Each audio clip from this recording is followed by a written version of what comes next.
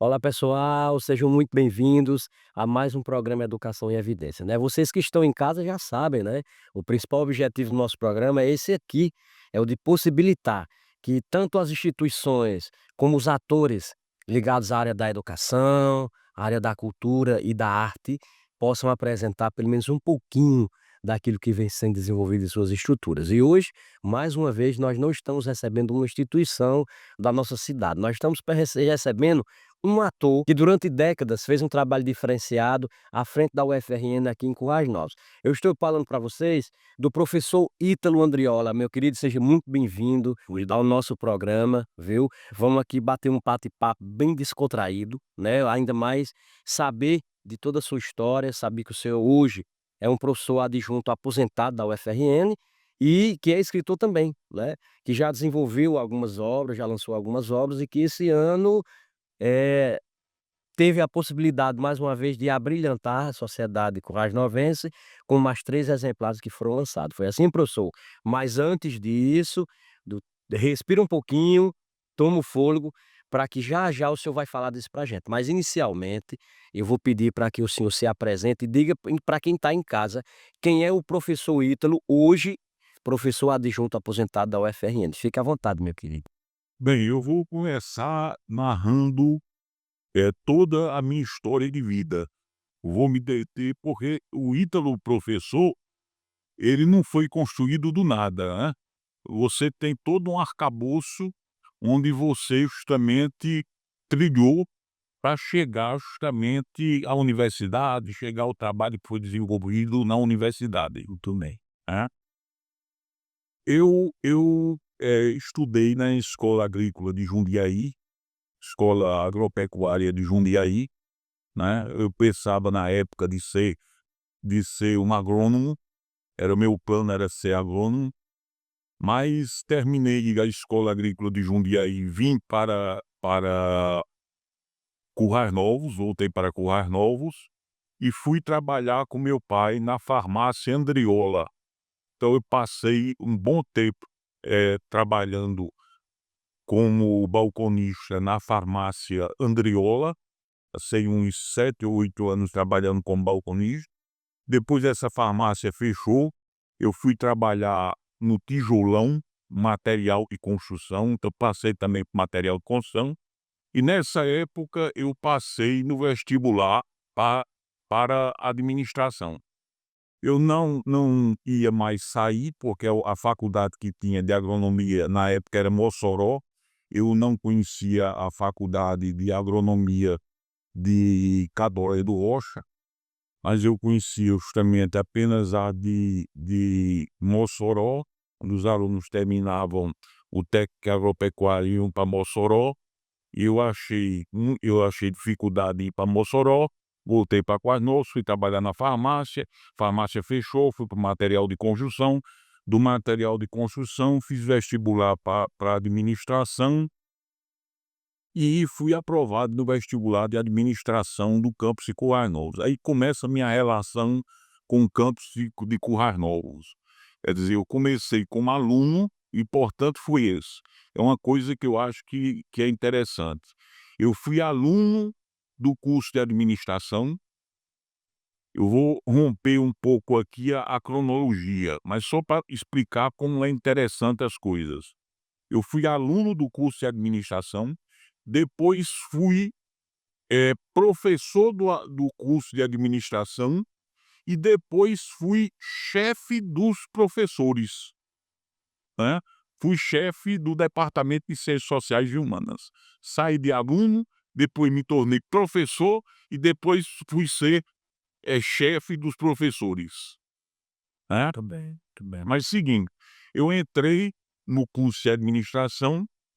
Me afeiçoei bem ao curso de administração, gostei do curso de administração, aí me envolvi com o ensino, estudava bastante, era um aluno, eu posso dizer que eu fui um bom aluno, tanto é que fui laureado recebi o título de honra ao mérito estudantil pelo esforço que eu desenvolvi como aluno do curso de administração. Fui bolsista do PIBIC, sou bolsista do CNPq, fui bolsista, estagiário do Banco do Brasil, na época que tinha aqui o SESEC, isso durante o curso de administração. Fui bolsista, terminei o estágio do Banco do Brasil, fui ser estagiário da Caixa Econômica, passei pelo Banco do Brasil, Caixa Econômica, quer dizer, aí já vai o quê? Já vai uma farmácia, já vai um material de construção, já vai bolsas de estudo, já vai justamente um estágio no Banco do Brasil, um estágio na Caixa Econômica, aí termina o curso de administração, Isso aí só é na graduação. na graduação, Ok. na graduação.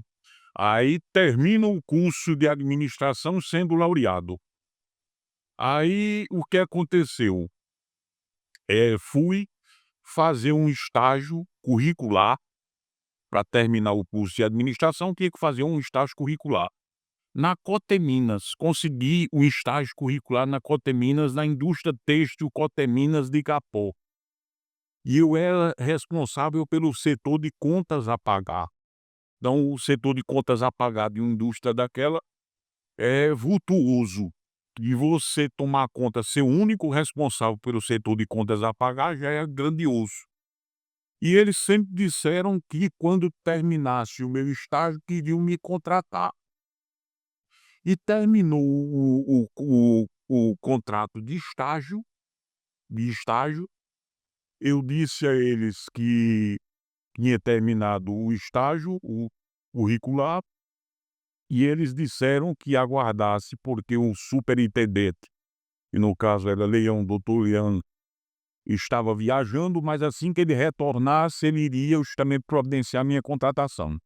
E eu conversei com o gerente e perguntei a ele qual era a base salarial de um funcionário da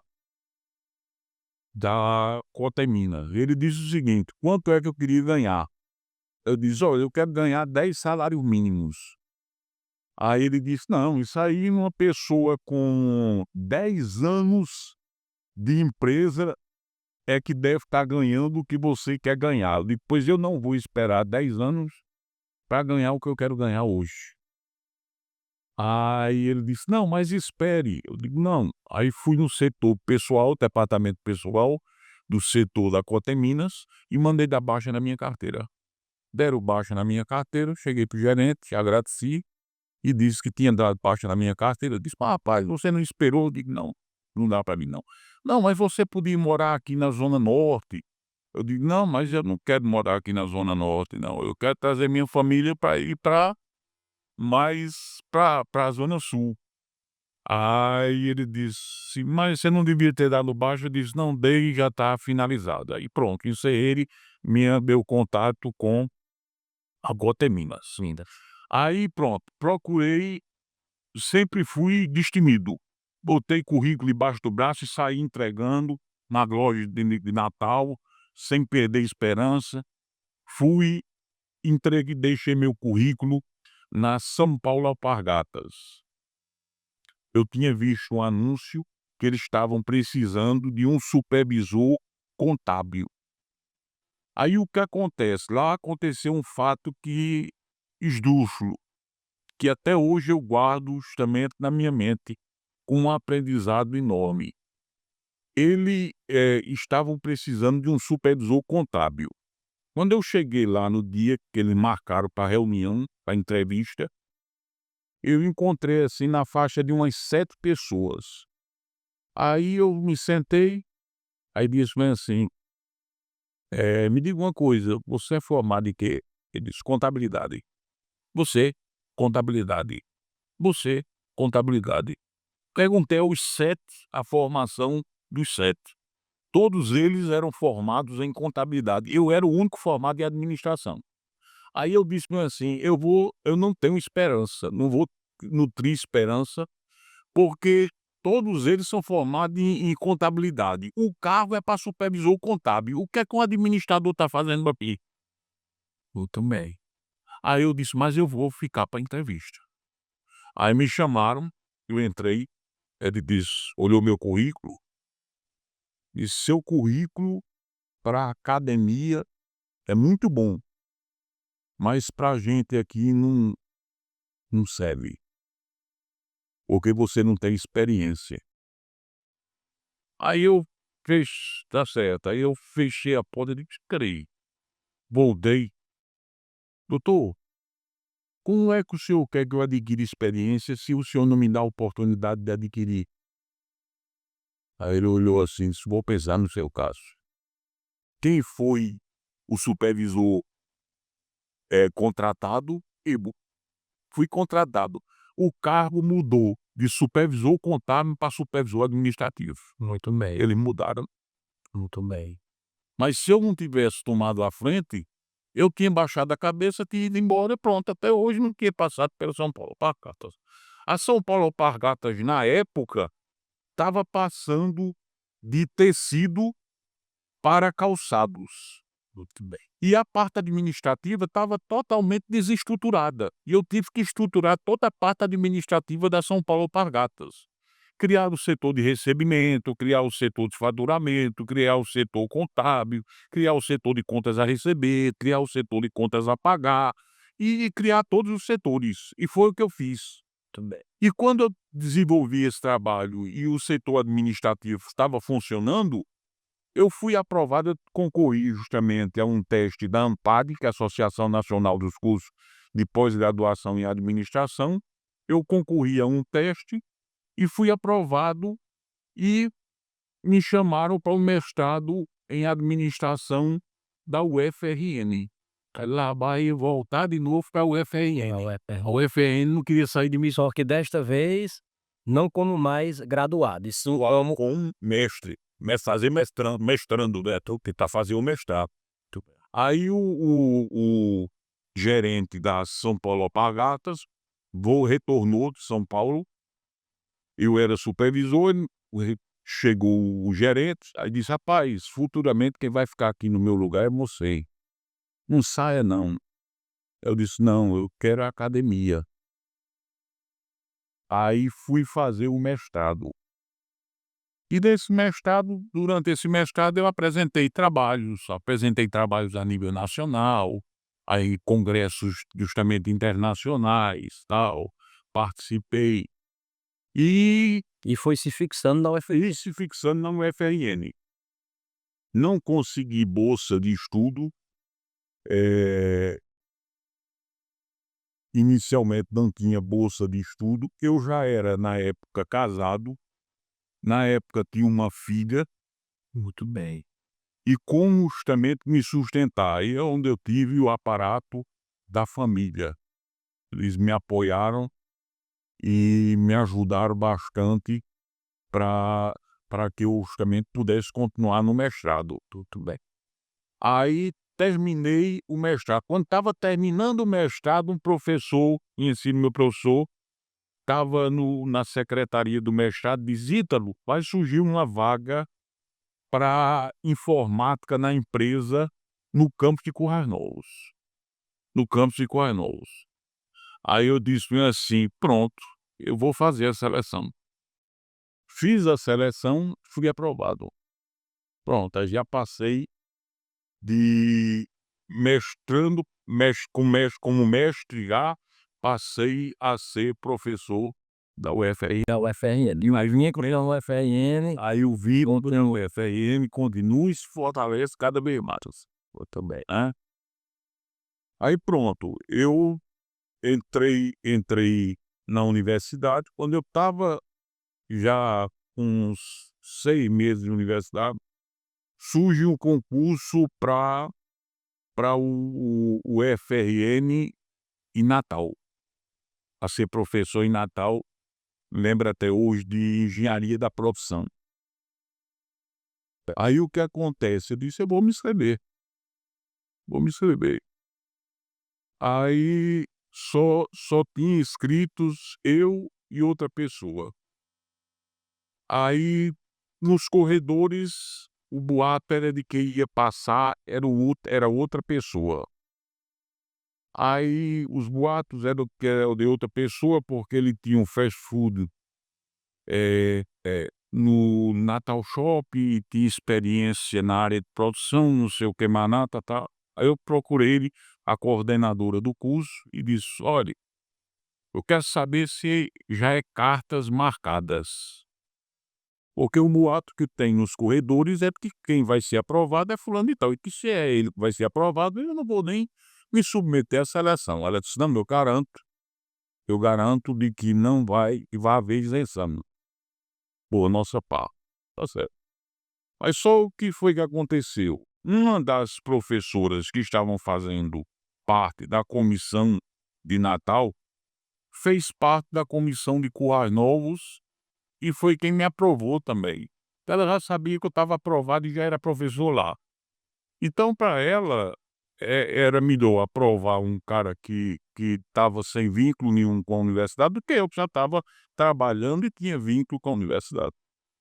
Só que eles foram de uma ingenuidade tremenda, porque pronto, vamos supor, eu fui, fazer porque você para ser professor substituto, professor que só dura 2 anos, um ano renovado por mais um, professor substituto. Para ser professor de carreira, pra ser professor de carreira, você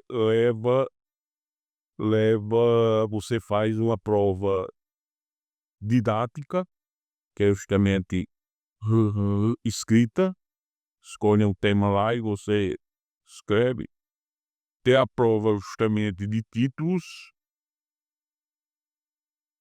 e você justamente se submete a uma prova justamente que é prática, que é dar uma aula, isso mesmo. Então você dá uma aula, faz uma prova escrita e a prova de títulos. Aí eles foram tão, entre aspas, eu vou usar até uma palavra aqui chula, foram tão burros ou inexperientes que colocaram lá a nota. Ele, vamos supor, 9,8, aí eu 9,8. Aí na outra prova, ele 9,7, eu 9,7. Aí na prova de títulos, aí colocaram ele 9,9, aí eu 9,6. Desempataram na prova de títulos. Aí eu fui e questionei.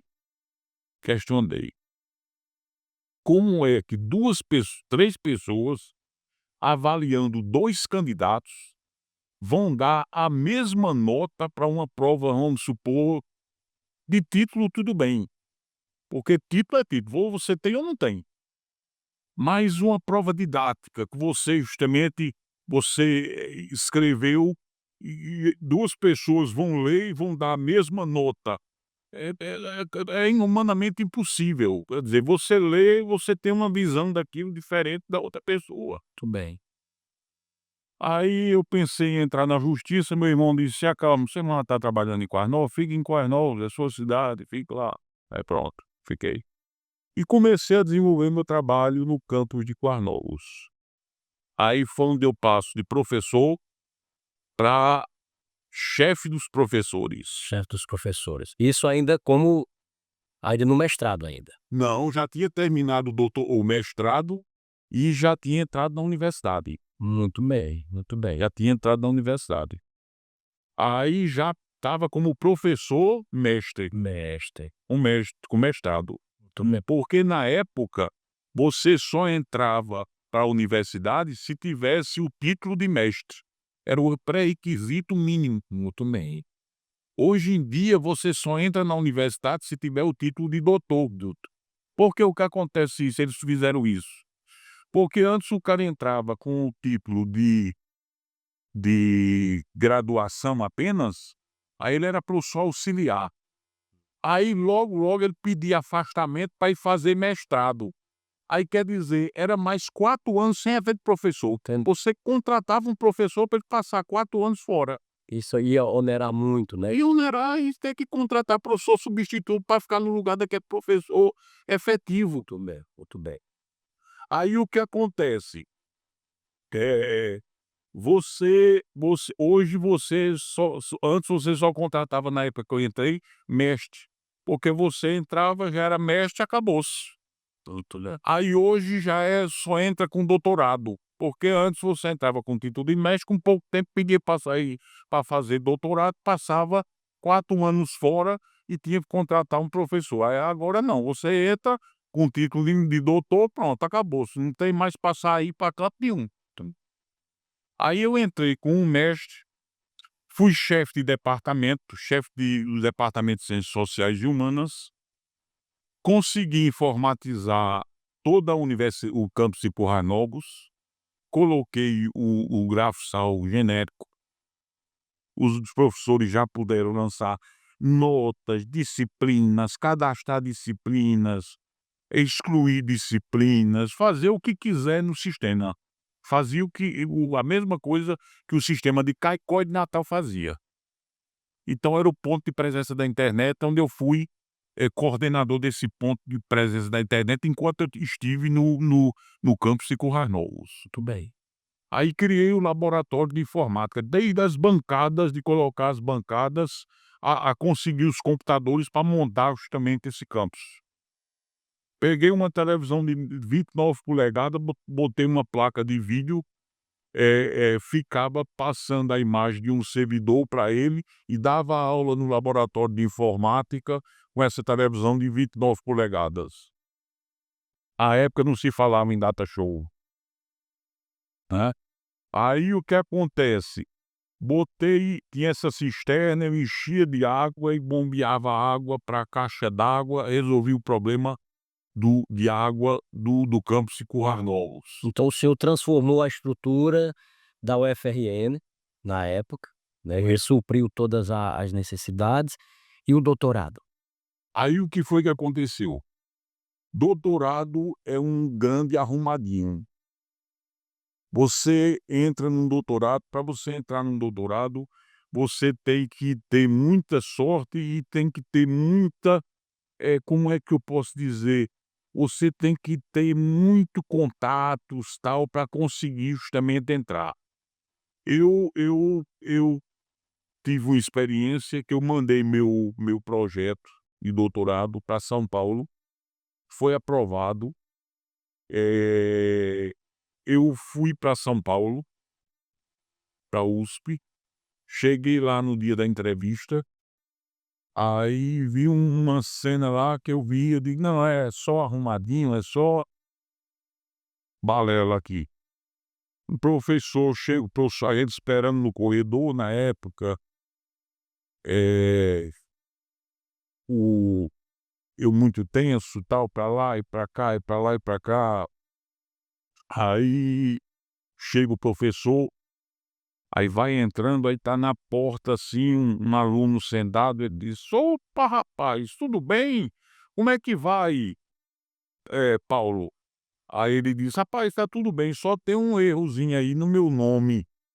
Aí ele diz: "Por quê?" Eu disse: "Não, porque ao invés de Paulo, São Paulo, botaram Paulo, São Paulo". Ele disse: "Não, isso aí a gente corrige, entra aí". Aí entrou com ele, não ia com uma caneta no bolso, nem ia com um currículo.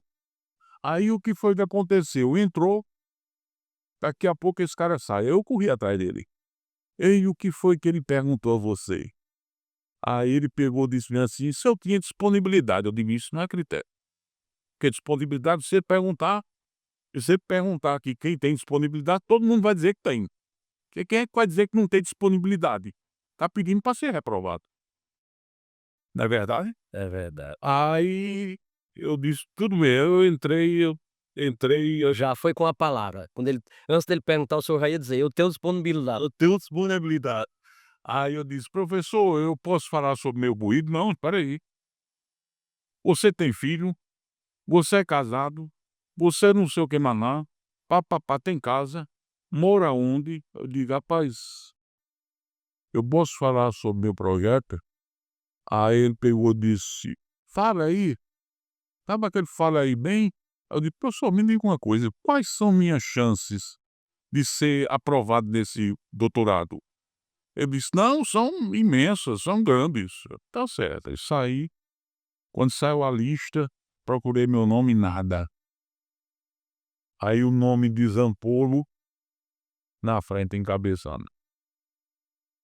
Aí eu mandei um e-mail a ele, que eu meio desaforado, dizendo: "É, doutor, realmente o arrumadinho aí permaneceu, o que aconteceu isso, isso, isso." Ele disse: "Não, vem aqui para São Paulo, pra gente conversar." Eu saí daqui pra São Paulo pra discutir um negócio desse. Aí eu disse: "Deixa pra lá." Aí mandei meu currículo pra pra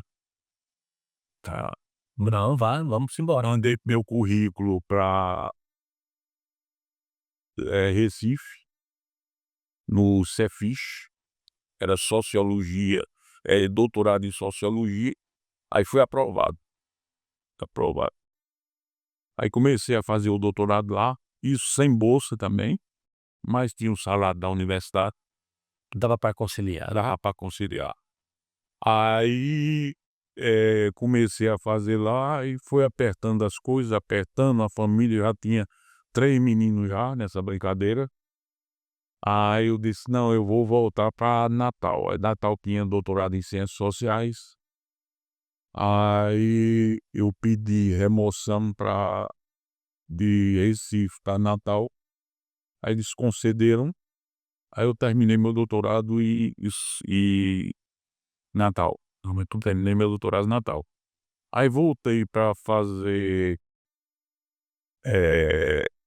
para desenvolver as atividades normais, passei um tempo lá, ainda chefiei o departamento novamente e findei justamente adoecendo Muito bem. E isso na UFRN. na UFRN. Então, para vocês que estão em casa, olha aí que depoimento diferenciado. Esse é o poder transformador da educação. Iniciou os seus estudos de base, passou para a graduação, passou para o mestrado, para o doutorado e ainda ligado à UFRN, é assim, professor? Agora deixa eu fazer uma pergunta para o senhor, para quem está em casa realmente assimilar tudo isso que foi falado aqui. A educação é o caminho mesmo a ser seguido, professor? A educação é o caminho a ser seguido. Agora, infelizmente, alguns setores da educação, eles são doentios, doentios. Eu digo o seguinte: nós temos a UFRN aqui, eu não posso me dizer agora exatamente, mas na época que eu participei ativamente da UFRN, ela era doentia, porque tinha um joguete de briga, de poder, para ver quem podia e quem mandava mais, você está entendendo? Era uma briga para ver quem ficava com mais recursos. No caso, tinha só estrutura doentia, vamos supor, Caicó era a direção, o Arnolds era um departamento. Como é que podia funcionar uma direção em Caicó e um departamento em Currais-Novos? Aí, quer dizer, os recursos iam para Caicó e não vinham para Currais-Novos. Quem mandava era Caicó, quem era submetido ao mando era Currais-Novos. Você está entendendo? Então era professores, cada um com seu interesse, cada um, vamos supor, dava sua aula e ia embora para Natal, não se comprometia com aquela estrutura, não tinha um pertencimento, não tinha isso. Você chamava para fazer um projeto, não queria, só entrava num projeto se tivesse justamente dinheiro. Era um ambiente altamente doentio, e eu me envolvi com esse ambiente doentio demais e findei doente, Muito bem. findei doente. E tive que abandonar, tive que me aposentar. E hoje é professor adjunto aposentado. Aposentar. Aí diante de toda a sua trajetória, de toda a sua caminhada, professor, veio o interesse pelas obras, Pelas de outras. lançar os livros. Foi justamente para para ver se para você ver o seguinte, ó, você vê que esses aqui foram em períodos diferentes. Isso foi o primeiro. Esse foi o primeiro. Mostrar para quem está em casa. Esse foi a primeira obra do professor Ítalo. Pode ficar à vontade, professor. Pronto, esse aí, o que é? Fordismo intensificado. A gente sabe, os alunos de administração vão compreender bem isso. O Fordismo intensificado, você tinha o quê? Você tinha, o Taylorismo e o Taylorismo e o Fordismo, e você substitui isso justamente por uma tecnologia que não é mais uma tecnologia rígida, mecânica, mas é uma tecnologia flexível. Mas o que acontece? Mesmo essa tecnologia flexível, no fundo, ela se torna tão rígida quanto a mecanizada, Muito bem. tá certo? Porque justamente, o processo em si, ele funciona, de forma, se alguns autores chamam de bancária. Faz aquilo de maneira justamente a a mecanizar o processo. Só um exemplo aqui que eu vou dar, que dá para entender tudo isso aí. Você tinha justamente um funcionário, eu acho que quem já assistiu se lembra muito bem de Charlie Chaplin, tempos modernos, que ele ficava numa máquina arrochando parafusos e só fazia arrochar parafuso e não sabia fazer outra coisa senão arrochar parafuso. E quando ele sai da máquina, ele sai arrochando parafuso, porque justamente ele Muito bem. ficou só naquele tipo de atividade, né. E esse livro vai mostrar isso, que mesmo essa tecnologia flexível, ela ainda mecaniza o indivíduo, deixa o indivíduo limitado. É como se ele tivesse aquela olheira ali e só visse para aquele daquele aspecto ali. Por isso é que eu digo sempre: todo ponto de vista é a vista de um ponto. Que é isso? Todo ponto de vista é a vista de um ponto. Tem muita gente que diz: "Esse é meu ponto de vista". O ponto de vista que é limitado, porque é seu. Muito bem. Professor, após a sua primeira obra, Fordismo Intensificado, nós tivemos o lançamento dessa segunda obra. É assim? É, correto. Economia social e cooperativismo. Aí eu vou falar sobre o que é a economia social, que sai justamente do setor produtivo e entra justamente nas cooperativas, que as cooperativas, infelizmente, deixaram de ser, eh, algo em benefício dos cooperados e passaram a servir ao sistema capitalista de produção. Então hoje você tem empresas, que são, eh, que aliciam cooperativas. Você tem uma empresa em São Paulo, Potengi, que é uma indústria de beneficiamento de castanha de caju, que várias cooperativas são ligadas a ela. Aí lá você tem criança, tem mulheres, tem homens sendo escravizados por essas cooperativas. Essas cooperativas escravizam essas pessoas e não tem ônus nenhum, porque essas pessoas não são funcionárias dessa indústria.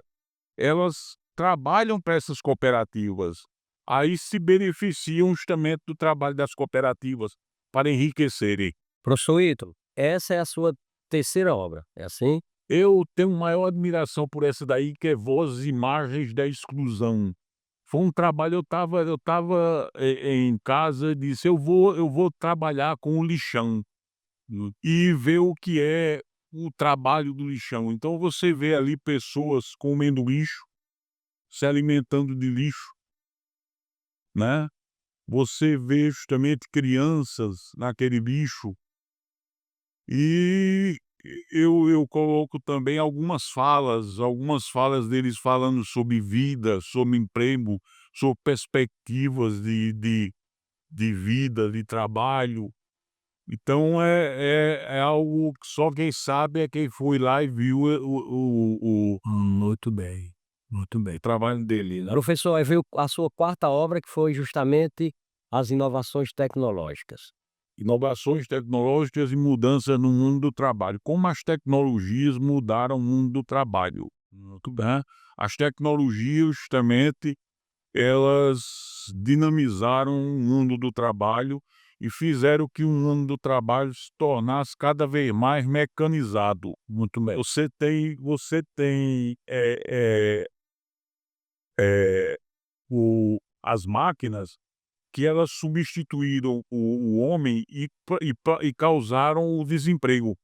E o que é interessante que eu constatei nessa obra sobre cooperativas aqui, Que essa obra foi lançada esse ano. esse ano, Vou mostrar aqui para quem está em ela é interessante o seguinte, que a gente acha que a o desemprego é causado porque você pega uma máquina, bota a máquina ali, e tira o operário. Então, ali causou o desemprego de um operário, mas ela vai muito além do que isso. Por quê?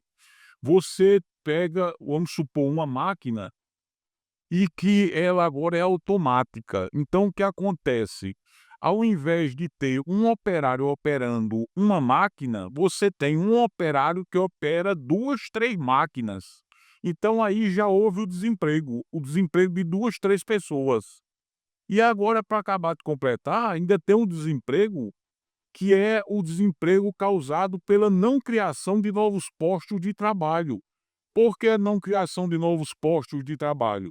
Porque, vamos supor, um posto de trabalho que seria criado, deixa de ser criado, porque aquela nova tecnologia vai suprir a carência justamente do trabalho naquela fábrica. Então essa quinta obra do professor É, Ira, para vocês que estão em casa mas é o declínio do ideário objecionário. também. Era que Temos aqui a sexta obra.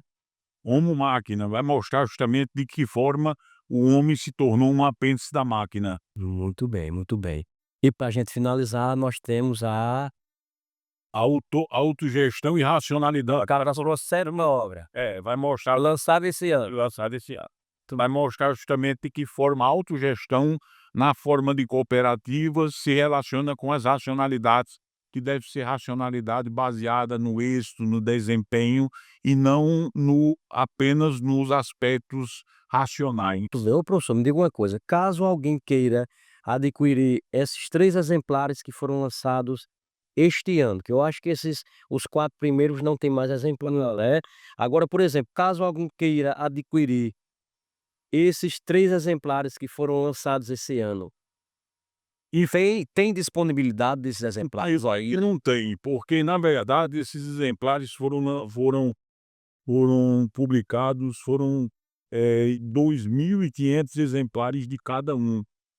E eu lancei esses exemplares não para venda, mas para colocar, pronto, eles foram colocados nas bibliotecas aqui de Currais Novos, foram colocados na Biblioteca Central de Natal, foi colocado em Pernambuco, foi colocado em Catoré do Rocha, então eu distribuí nas bibliotecas esses exemplares e não ficou chamei de exemplar para venda. Muito bem, então, para vocês que estão em casa, olha aí o que é o programa Educação em Evidência, é justamente isso aqui, possibilitar que tantas instituições como os atores do nosso município, né, ligados à área da educação, ligados à área da cultura e da arte, que possam apresentar pelo menos um pouquinho que é aquilo que é desenvolvido em suas estruturas. E olha que coisa bacana hoje que nós estamos aqui, né, recebemos o professor Ito Andriola, que falou de toda a sua história, de toda a sua estrutura, e além de tudo trouxe os seus exemplares para que nós pudéssemos, né, pelo menos um pouquinho nos sentirmos apropriados, né, dessa estrutura que se chama conhecimento. Então, para vocês que estão em casa, eu gostaria muito, né, de que vocês continuassem nos acompanhando nos próximos episódios, porque hoje nós estamos finalizando, dizendo ao professor Ítalo que a melhor forma de prever o futuro é criando o mesmo. E ele está fazendo isso, viu? Hoje, como professor aposentado, professor adjunto aposentado, está reiniciando uma nova história, não é, um novo capítulo dentro da sua história. Então que Deus possa abençoar cada um de vocês, e até a próxima, se Deus assim nos permitir, viu?